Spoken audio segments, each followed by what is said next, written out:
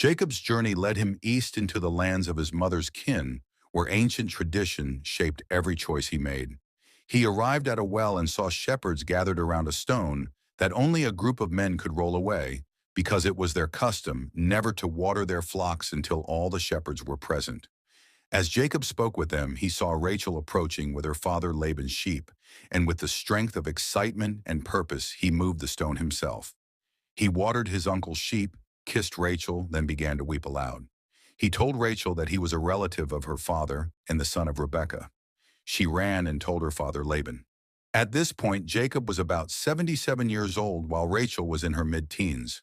These age gaps were normal in their culture because men often married much later after years of labor, while young women married soon after maturity.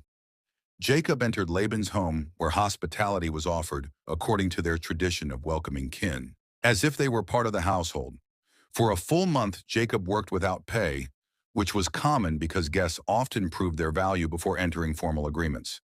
When Laban finally asked what wages Jacob wanted, Jacob chose Rachel because the moment he saw her at the well had marked him deeply.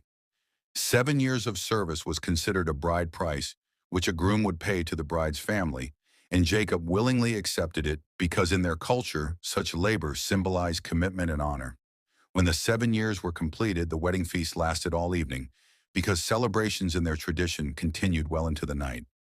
Leah was brought to Jacob instead of Rachel because brides entered heavily veiled and the privacy of the wedding chamber made identity impossible to confirm until morning.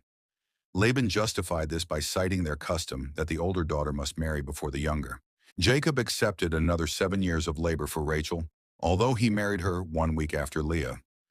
This arrangement was rooted in the cultural norms in which agreements were binding even when unexpected, and honor required Jacob to fulfill what he had pledged.